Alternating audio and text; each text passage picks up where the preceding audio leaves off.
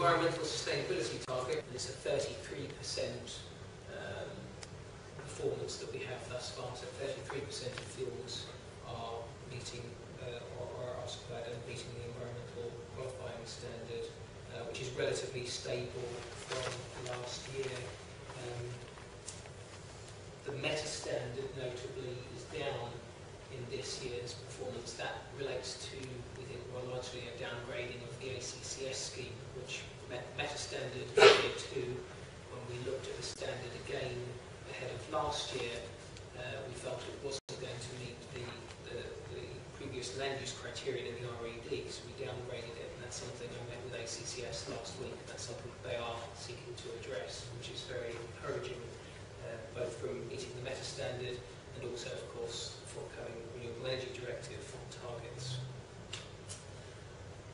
Okay, and looking again at the performance over the 3 years, you can see the government's targets in the black lines going up and company performance over that period.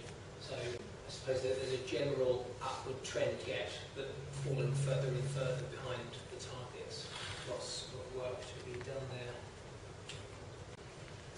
And again, I think this slide, so you've got year 1, year 2, year 3, targets going up, performance going up as well. I mean, the performance against the targets looks pretty poor. The performance of individual companies, or at least of some individual companies, has improved over the period quite dramatically, and some of those companies are doing so well because they are sourcing fuels meeting the RTFO meta standard. They've actually gone out and done their own audits. But yeah, that's really a story of a considerable challenge out there, and some companies are very long way off the targets. So, big question, how are we doing on Red Ready?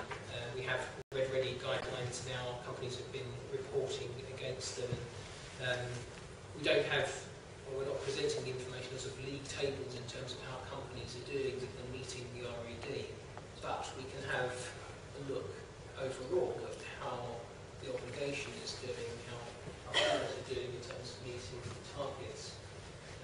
A surprise to me, I think, was the relatively small proportion of fuels meeting 35% threshold. Only 38% of biofuel met the 35% threshold in the RED this year. I found that personally quite a surprise when we pulled that number out. So automatically, as things stand today, taking it to unverified data, etc., 62% of fuels automatically wouldn't meet the minimum threshold. That's quite an interesting statistic. 82% is from no land or byproduct. So the flip side of that, 18% of fuel supplied this year automatically wouldn't meet the previous land use criteria. But as I said earlier, that's a big improvement over the last couple of years. And 33% met an environmental qualifying standard. So those are sort of indicators of how we're doing against RED compliance. And I stress indicators, unverified information, etc. The data can change. But useful and revealing figures, I think, nonetheless. I won't go through the RED criteria again. I think we're all pretty familiar with that by now. At least those are ones that the Commission have defined for us.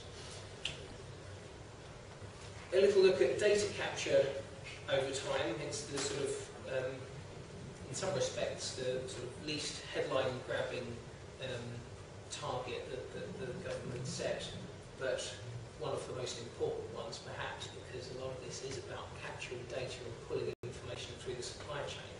And you can see that sort of from the trend figures, it is a generally improving picture there.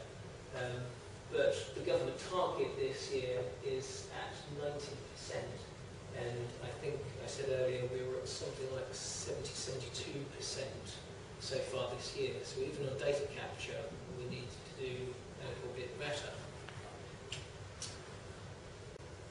As revealed by this slide, again, data capture targets. I mean, previously companies were doing very well in relation to the targets, although they are improving overall. Most are now falling behind the targets.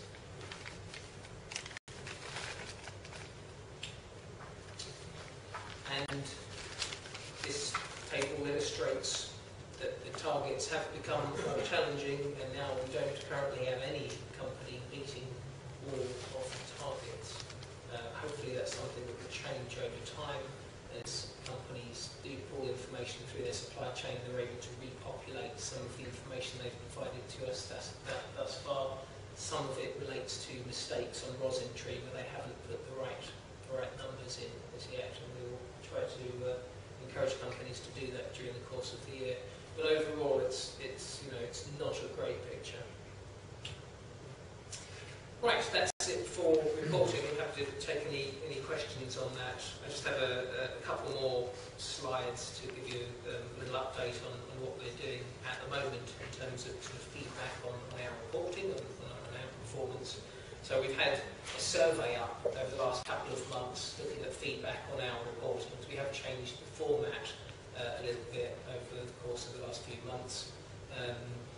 We've had 33 responses thus far, and what's been quite interesting is the variety of industries that use our reports at the moment, mostly for sort of statistical analysis and trend data. The vast majority of the feedback was positive in terms of what our reports did.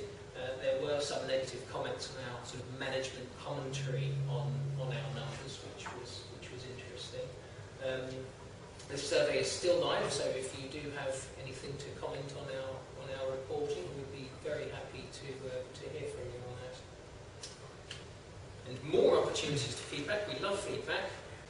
Our annual survey is now online, which we will reflect in our annual report, which we'll be publishing in January. It's our annual report to Parliament on the effects of the RTFO and how we are doing. So that covers things like the administration of the RTFO, how we do on that, how we do on our research programme, are we looking at the right kind of stuff?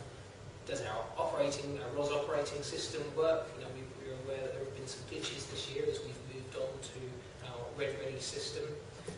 How do we do workshops and meetings like today, and website and digest? So lots of opportunity to give us feedback there. And it's only 5 to 10 minutes to complete, so it won't take too long. It is worthwhile. Please do. And some of you would have noticed that we have a new look Renewable Fuels Digest, and a new editor-in-chief who is filming me over there. Hi Sam. As, Chris Maynard has moved on to pastures new, so please do give us feedback on that.